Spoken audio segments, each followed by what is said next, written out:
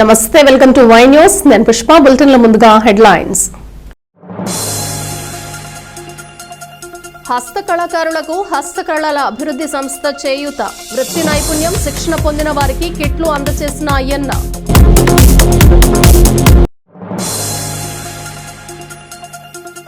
అట్టహాసంగా కొత్తపేట ఆత్మ కమిటీ కార్యవర్గ ప్రమాణ స్వీకారోత్సవం, వ్యవసాయాన్ని లాభసాటిగా చేస్తామన్న ఎమ్మెల్యే బండారు.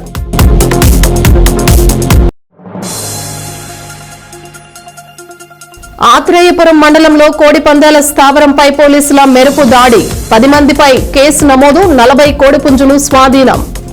మన ప్రాంతానికి గర్వకారణమైన హస్తకళలను కాపాడుకుంటూ రాబోయే తరాలకు ఈ నైపుణ్యాలను అందించాలని స్పీకర్ చింతకాయల అయ్యన్న పాత్రుడు పిలుపునిచ్చారు. అనకాపల్లి జిల్లా గొలుగొండ మండలం కృష్ణదేవిపేటలో కేంద్ర మరియు రాష్ట్ర హస్తకళల అభివృద్ధి సంస్థల సంయుక్త ఆధ్వర్యంలో ఏర్పాటు చేసిన కార్యక్రమానికి ఆయన ముఖ్య అతిథిగా విచ్చేశారు. శిక్షణ పూర్తి చేసుకున్న 50 మంది హస్త కళాకారులకు సుమారు 5 లక్షల విలువ చేసే కార్పెంటరీ టూల్ కిట్లను ఉచితంగా అందజేశారు.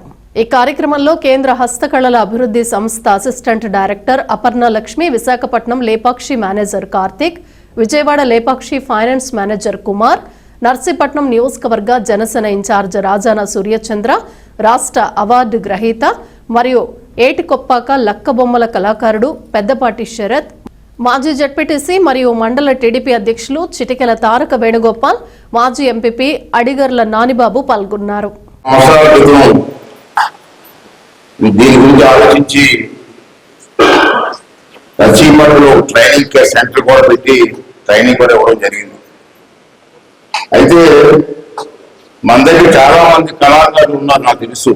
ఏటికొప్పాక, సబ్బవరం చాలా మంది ఉన్నారు. కానీ వాళ్ళు తయారు చేసేటువంటి వస్తువులకి ఎలా మార్కెట్ చేయాలో తెలియదు. అంతే నిరుత్సాహపడిపోయే పరిస్థితి. మనం వస్తువు తయారు చేస్తాం, దాన్ని ఎలాగ అమ్మాలా, అమ్మడం తెలిస్తే కానీ మన వస్తువు ఎవరు కొంటాడు? ఇవేళ మీరు చూస్తే ఆంధ్ర రాష్ట్రంలో ఈ కళ ఏటికొప్పటికే కాదు, విజయవాడ దగ్గరికి కానీ ఇందాక మన సార్ చెప్పినట్టు తిరుపతిలో కానీ బ్రహ్మాండమైనటువంటి బొమ్మల తయారీ ఉంది. మరి ఈ కార్యక్రమానికి ముఖ్య అతిథిగా వచ్చినటువంటి ముఖ్యులు మన కేంద్ర హస్తకళ అభివృద్ధి సంస్థ అసిస్టెంట్ డైరెక్టర్ గారు అపర్ణ లక్ష్మి గారు వచ్చారు. వారు రావడం కూడా మంచి సూచన, మనకి శుభసూచకం. ఎందుకంటే వారి సహకారం కూడా మనకు అవసరం. ఆ డిపార్ట్మెంట్ వారితో పాటు మీరు తయారు చేసే బొమ్మలు అమ్మాలంటే ఒక షోరూమ్ ఉండాలా, ఒక మార్కెటింగ్ సెంటర్ ఉండాలా. దానికి మన కార్తీక్ గారు విశాఖపట్నం నుంచి వచ్చారు. మీకు చాలా మంది తెలుసు, విశాఖపట్నం ఎక్కువ వెళ్తుంటారు మీరు. జగదాంబ సెంటర్లో కేజీహెచ్కి దారిలో సెంటర్లో దీని పెద్ద షోరూమ్ ఉంది. ఇప్పుడంతా చూడండి, ఆ షోరూమ్ అంతా ఇదే బొమ్మలు, హస్తకళలు, చాలా పెద్ద షోరూమ్. వారు కూడా వచ్చారు. ఎందుకు వచ్చారంటే మీరు తయారు చేసే బొమ్మలు నాణ్యత ఉంటే వారు కూడా టేకప్ చేస్తారు. మీ బొమ్మ తయారు చేసే బొమ్మలు అమ్మడానికి ఒక మనిషి ఉండాలి, ఒక సెంటర్ ఉండాలి. ఆ సెంటర్ ఆ బాధ్యత తీసుకుంటున్నారు. ఇటువంటి వాళ్ళందరూ ఇక్కడికి వచ్చారు. ఇంకా మన వంతు బాధ్యత ఏంటంటే దీన్ని ఎలా ఇంప్రూవ్ చేసుకోవాలా, ట్రైనింగ్ ముఖ్యం. ట్రైనింగ్ లేకపోతే బొమ్మ ఎలా చేస్తారు మీరు? ఒక అవగాహన ఉండాలి కదా, దానికి ఎక్విప్మెంట్ ఉండాలి కదా, కిట్స్ ఉండాలి కదా. అంచేత ట్రైనింగ్ ఇచ్చిన వాళ్ళందరికీ కూడా కిట్స్ ఇవ్వాలని చెప్పి మరి పెద్దలు కేంద్ర హస్తకళ అభివృద్ధి సంస్థ వారు డిసైడ్ చేసి దానికి ఒక్కొక్క కిట్కి 10,000 అవుతుంది అనుకుంటారు. మీకు ఇచ్చి కిట్ ఒక్కొక్కటి 10,000 రూపాయలు ఖరీదైంది. మొత్తం ఎంతమందికి ఇస్తున్నారమ్మా? 50 మందికి 5 లక్షలు. 50 మందికి కిట్స్ ఇస్తున్నారు ప్రస్తుతం. ఇంకా ట్రైనింగ్ అవ్వచ్చు, ట్రైనింగ్ తీసుకోవచ్చు. ఈ 50 మందికి 5 లక్షలు.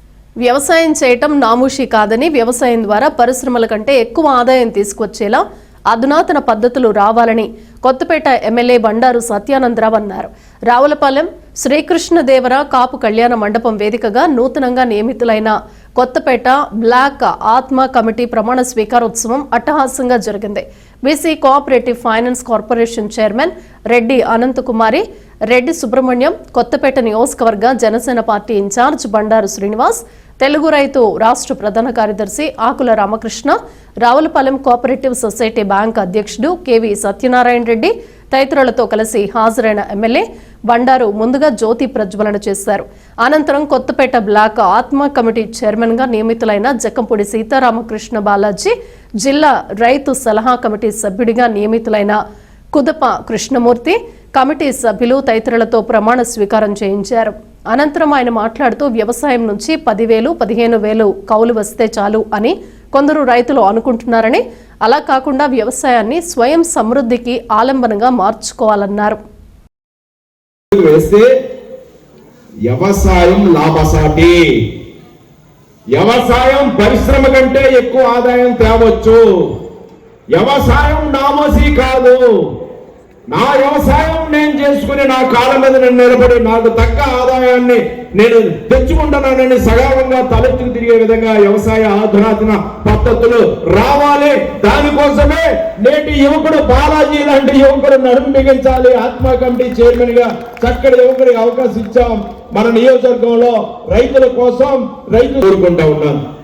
దానికి తగ్గ మద్దతు ప్రభుత్వం నుంచి ఏం కావాలి, పాడి రైతులకు ఏ విధమైన అండ కావాలి, వ్యవసాయానికి సంబంధించిన ఉత్పత్తులతో ఎటువంటి పరిశ్రమలు పెట్టుకోవచ్చు, సంక్షోభం నుంచి సంక్షేమంగా ఏ రకంగా మనం మారవచ్చు, ఇవన్నీ కూడా ఆలోచించాలనుకునే సందర్భంలో ఆలోచన తాతగారు చక్కటి వ్యవసాయ కుటుంబం. జగ్గపూడి వెంకటస్వామి గారు మీ అందరికీ తెలుసు. వారు ఆత్మ కమిటీగా చైర్మన్ గా చేశారు, మండల పార్టీ జనరల్ సెక్రటరీగా చేశారు. మళ్ళా ఆయన వారసుడు మండల పార్టీ సెక్రటరీగా ఆత్మ కమిటీ చైర్మన్ గా ఉండడం అనేది చాలా అరుదు. మరి తండ్రికి మించిన తనయుడిగా చక్కటి కార్యక్రమం ఇక్కడ ఆత్మ చేశారు. నాకు కూడా తెలియదు, ఏదో గుండు మరిపించేద్దామని వచ్చారు. నాకు కాస్త ఒక 50%, 40% యువ రక్తం కొత్త రక్తం రావాలి. కుర్రోళ్ళు వస్తే పెద్దవాళ్ళు సలహాలు ఇచ్చి నడిపిస్తే, అంటే మీరేంటి కుర్రోడు అంటారేమో, నాకు రాకుండా అనిపిస్తున్నారు. దేవి గారు అంటాడా అంటే నాకు పక్కన కనపడుతుంది, నాకు చెవులు పడుతుంది. మేము ఉండాలి, మమ్మల్ని పక్కన టైమర్ కాదు. మేము చాలా గట్టి వారి కృష్ణమూర్తి గారు అనుభవించారు వ్యవసాయం మీద. ప్రకృతి సేద్యం కంటే ఆయన మన నియోజకవర్గం మొట్టమొదటి వ్యక్తి కృష్ణమూర్తి గారు. ప్రకృతి సేద్యం, సేంద్రీయ వ్యవసాయం. చక్కటి కుర్రోళ్ళందరూ ఉత్సాహవంతులు ఉన్నారు, చురుగ్గా ఉన్న వాళ్ళు ఉన్నారు. వాళ్ళకి అండగా జక్కంపూడి బాలాజీ గారు వారి టీం, ఆత్మ టీంకి అండగా మేము అందరూ ఉంటాం.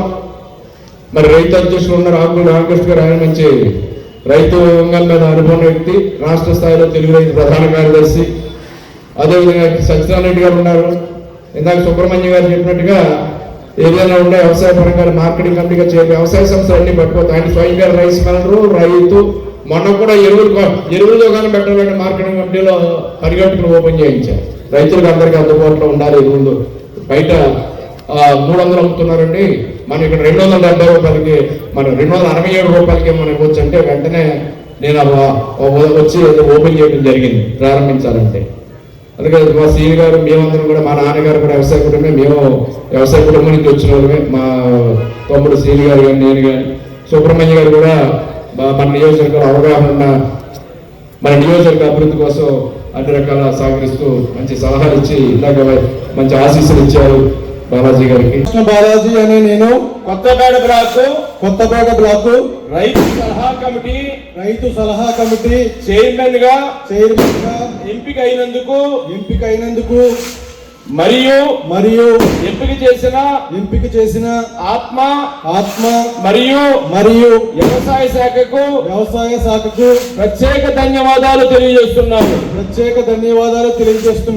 మీ పేరు అనుకుంటా. సీతారామకృష్ణ బాలాజీ అనే నేను ఆత్మ మార్గదర్శకాలకు అనుగుణంగా నాకు అప్పగించిన లేదా నా ద్వారా నిర్వహించవలసిన లేదా చేయవలసిన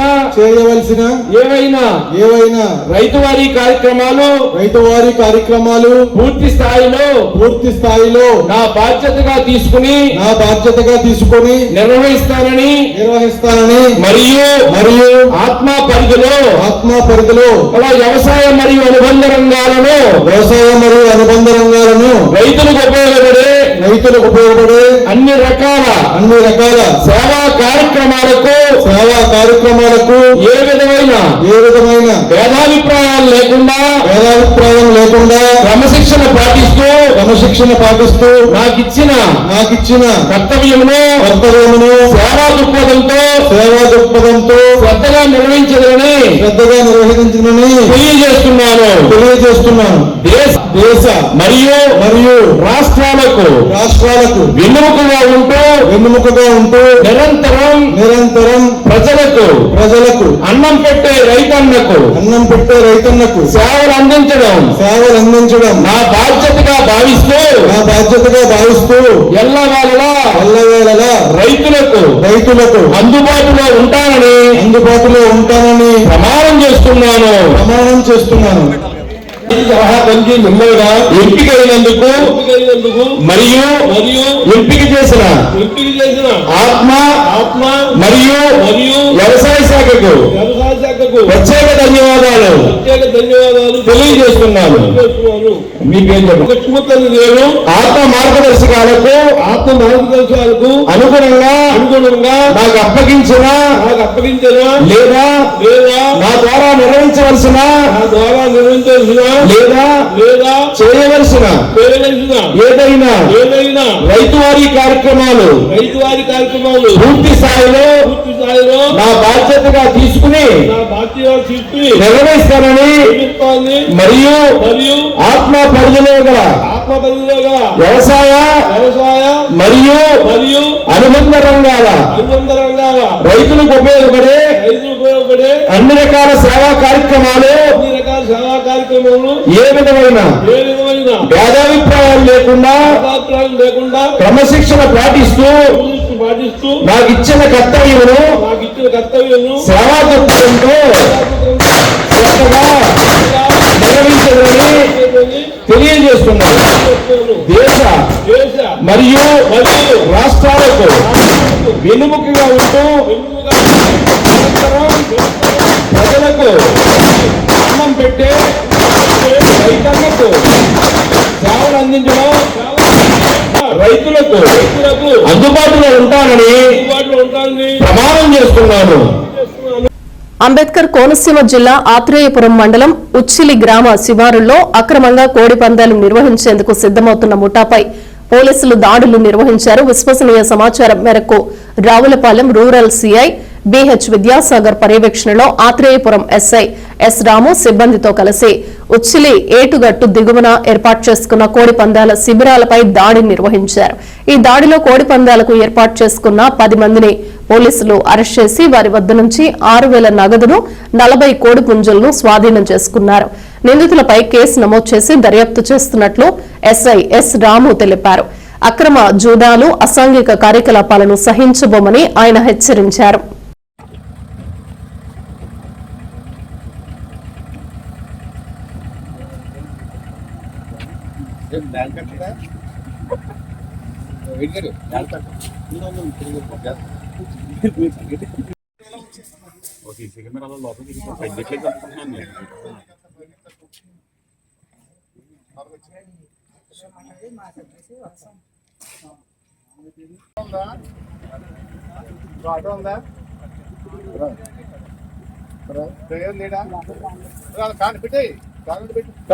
పైకి పెట్టేలాగా ఆటో పురమాయించిన ఆటో వెహికల్ తెచ్చుకొని మేము వద్దంటలేదు కదా, మేము వెహికల్లో మా వాడు ఎక్కుతాడు. మేము మనుషులే కదా, పరిగెత్తలేదు కదా, మేము కూడా ఓపిక లేదు కదా మాకు. చెప్పుకుంటాను సరి తీసుకుంటాను చెప్పుకుంటాను.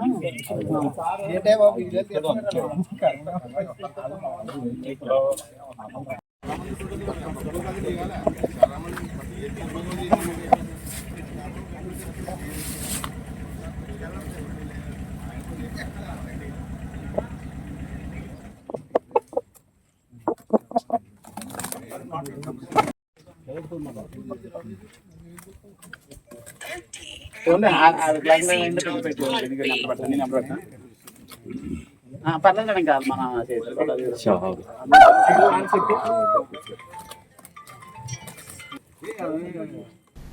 విశాఖపట్నం పరిధిలోని గోపాలపట్నం సర్వే నంబర్ 1/1 లో సుమారు 2 కోట్ల విలువ చేసే 400 గజాల ప్రభుత్వ సింహాచలం దేవస్థానాలకు చెందిన స్థలం కబ్జాకు గురై నిర్మాణ పనులు చేపట్టారు.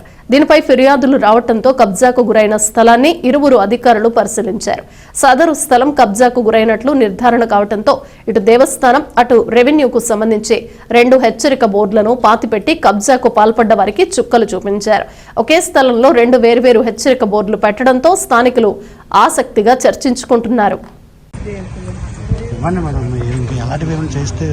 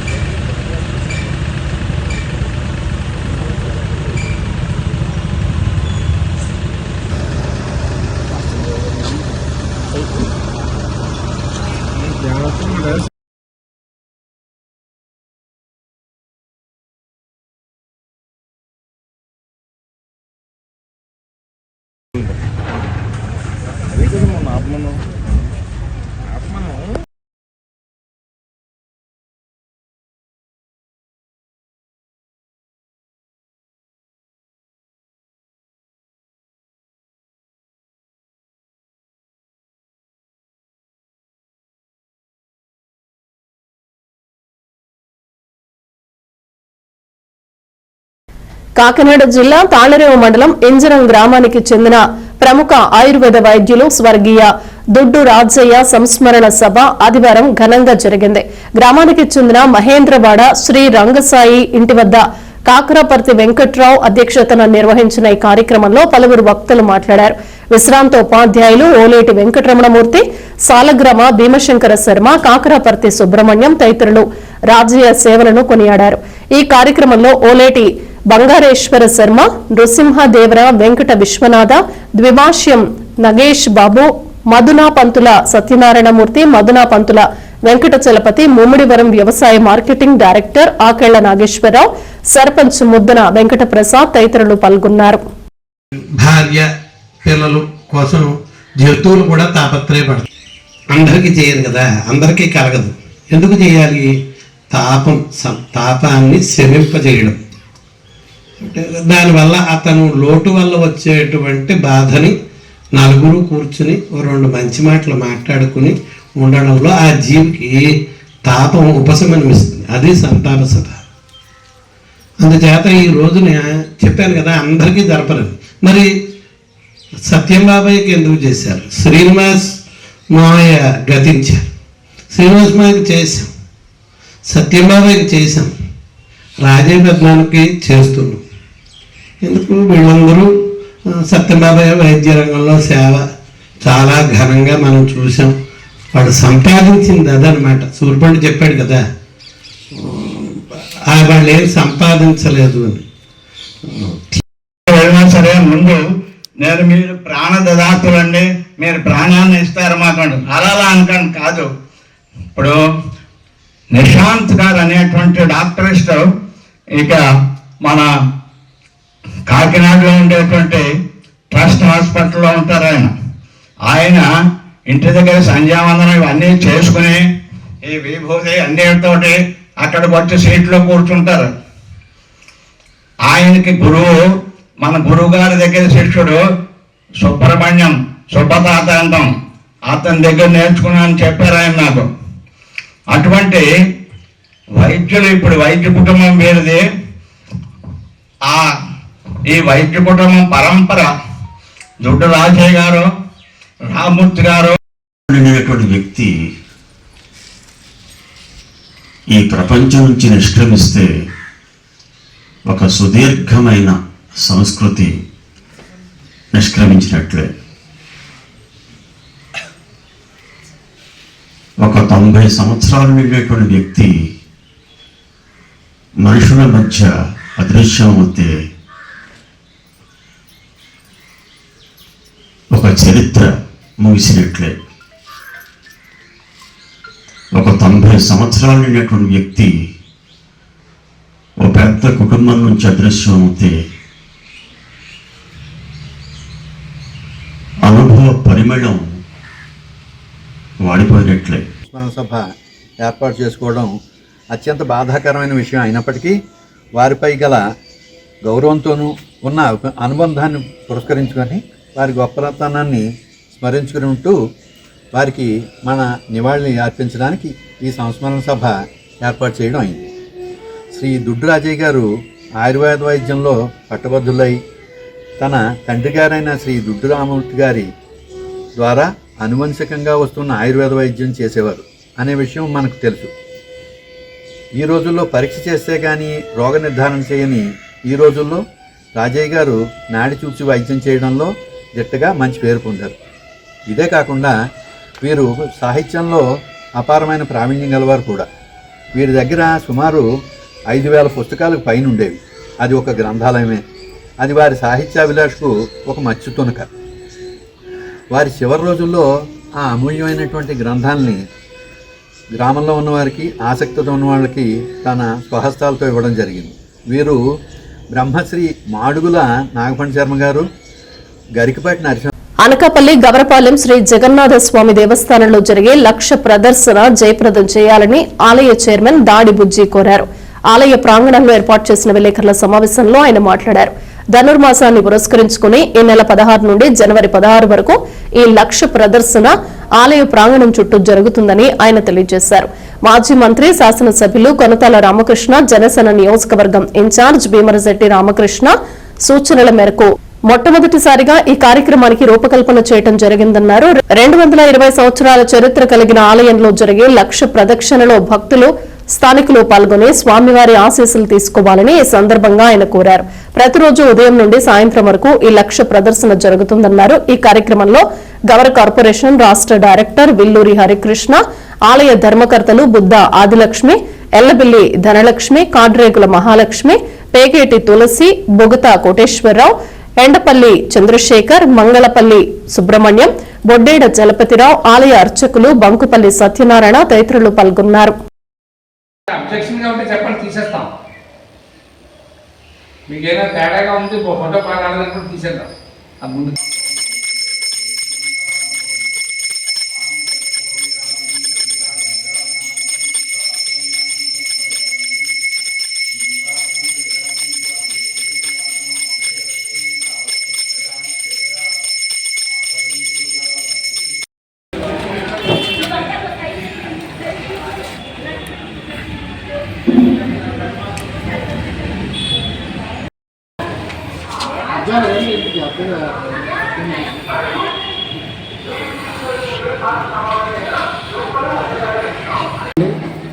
అనకాపల్లి జిల్లా అనకాపల్లి ప్రాంతం గౌరపాల్లో వేంచేస్తున్న శ్రీ శ్రీ శ్రీ సుభద్ర బలభద్ర సమేత జగన్నాథ స్వామి దేవాలయంలో ధనుర్మాసం సందర్భంగా మొట్టమొదటిసారిగా ఈ లక్ష ప్రదక్షిణ మా కమిటీ వారు అనుకొని మన బంకుపల్లి సత్యనారాయణ గారు ఆధ్వర్యంలో ఈ కార్యక్రమం జరుగుతుందండి.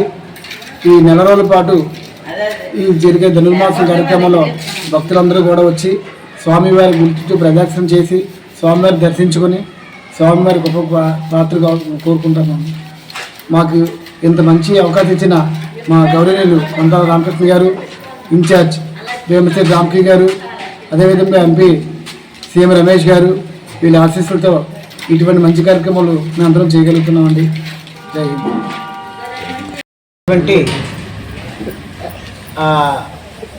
మా చైర్మన్ గారికి, ధర్మకర్త మండల వారికి మరియు ప్రధాన అర్చకుల వారికి ప్రత్యేక ధన్యవాదాలు. 3 ప్రదక్షిణాలు చేస్తే మొదటి ప్రదక్షిణం విరాళ దాతలకు వెళ్తుంటుంది, రెండో ప్రదక్షిణం ఆలయం కట్టిన నిర్మాతలకు వెళ్తుంది, మూడో ప్రదక్షిణం భగవంతుడికి వెళ్తుంది అంటున్నారు. కానీ ఈ లక్ష ప్రదర్శన ఒక నెల రోజుల పాటు ఈ ఆధ్యాత్మిక చింతన మహాద్వీపాన్ని యజ్ఞాన్ని చేస్తున్నటువంటి ఈ మహాశయులందరికీ కూడా ప్రత్యేకమైన కృతజ్ఞతలు తెలుపుతున్నాము. మరియు ఈ కార్యక్రమాన్ని దిగ్విజయం చేయవలసిందిగా భక్త మహాశయులకు మరియు జగన్నాథ స్వామి పండగ రోజే కాదు 365 రోజులు కూడా భగవంతుణ్ణి దర్శించుకోవాల్సినటువంటి స్థితిని కల్పించినటువంటి చైర్మన్ గారు, ధర్మకర్తల మండలి వారికి మరియు సహకరించిన ప్రజాప్రతినిధుల వారికి మరియు ప్రధాన అర్చకుల వారికి ధన్యవాదాలు తెలుపుకుంటూ సెలవు తీసుకుంటాం. జై శ్రీరామ్, జై జగన్నాథ్. నీలాచల నివాసాయ నిత్యాయ పరమాత్మనే సుభద్రా బలభద్రాభ్యాం జగన్నాథాయ మంగళం. మనకి సుమారుగా 200 సంవత్సరాల పూర్వం నిర్మితమైనటువంటి మన శ్రీ జగన్నాథ స్వామి వారి దేవస్థానం గౌరపాలెంలో ఉంది, అనకాపల్లి. ఈ ఉన్నటువంటి దేవస్థానంలో ప్రత్యేకమైనటువంటి పూజా విధానాలు ప్రతి ధనుర్మాసంలో కూడా జరుగుతాయి. 16వ తారీఖు ధనుర్మాసం మంగళవారం ఉదయం మధ్యాహ్నం 12 గంటల ప్రాంతంలో ధనస్సు ప్రారంభమవుతుంది. మళ్ళీ 16వ తారీఖు జనవరి వరకు ఈ వ్యవస్థ ఉంటుంది. ఈ మధ్యలో మాకు కొత్తగా వచ్చినటువంటి చైర్మన్ గారు, తర్వాత ధర్మకర్తలు అందరూ కూడా ఒక ఆలోచన చేశారు. సాధారణంగా జగన్నాథ స్వామి రథయాత్ర సమయంలోనే జనాలు రావడం, తర్వాత మిగతా విషయాల్లో రాకపోవడం, ఆ మిగతా సంవత్సరం అంతా మామూలుగా గడిచిపోవడం జరుగుతుంది. అలా కాకుండా మాకు జగన్నాథ స్వామి వారి దేవాలయం అంటే మన గౌరపాలెంలోను తర్వాత ఇతర అనకాపల్లి మొత్తం అందరికీ కూడా చాలా విశేషమైన భక్తి ఉంది. కానీ దేవాలయంలోకి వచ్చి దాన్ని నమస్కారం చేసుకోవాలి, వెళ్ళాలి, ఈ అలవాటు తక్కువ ఉంది. ఆ అలవాటు వృద్ధి చేయాలనేటువంటి సదుద్దేశం చేత మా చైర్మన్ గారు వాళ్ళందరూ మంచి ప్లాన్ చేశారు, ఒక ఆలోచన చేశారు. ఆ ఆలోచన ఏంటంటే లక్ష ప్రదక్షిణ కార్యక్రమం అని చెప్పి 16వ తారీఖు మంగళవారం నుంచి 16 ఫిబ్రవరి వరకు జనవరి 16 వరకు ఆ కార్యక్రమాన్ని చేపట్టారు.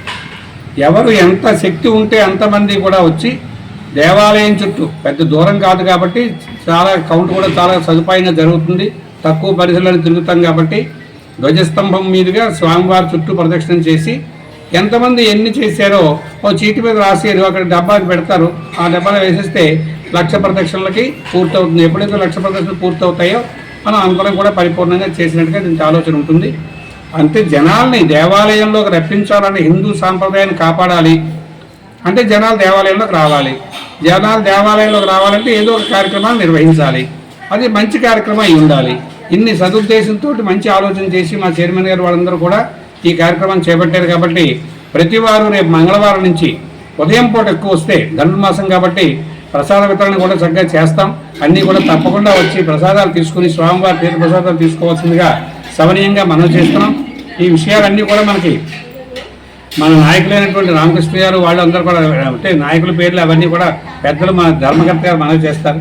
రామకృష్ణ గారు మొదటి నుంచి కూడా వాళ్ళ నాన్నగారి దగ్గర నుంచి కూడా ఈ దేవాలయంలో ఇప్పుడు మనం ఈ మండపంలో కూర్చున్నామంటే వారి తండ్రి గారైనటువంటి సుబ్రహ్మణ్యం గారి తాలూకా దయవల్లే ఈ నిర్మాణాలన్నీ కూడా జరిగాయి. అప్పట్లో మా చిన్నప్పుడు రామచంద్రమూర్తి గారు వాళ్ళు ఉన్నప్పుడు చైర్మన్ ఉన్నప్పుడు సుబ్రహ్మణ్యం గారు వాళ్ళు కూడా ఇక్కడికి వచ్చి భోజనాలు చేసి లిస్టులు రాసి చందాలు చేసినటువంటి ఆలోచన ఉంది.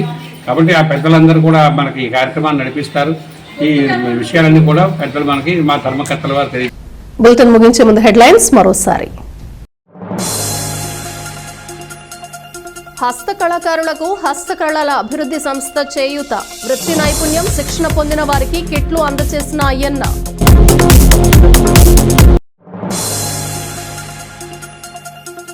అట్టహాసంగా కొత్తపేట ఆత్మ కమిటీ కార్యవర్గ ప్రమాణ స్వీకారోత్సవం. వ్యవసాయాన్ని లాభసాటిగా చేస్తామన్న ఎమ్మెల్యే బండారు.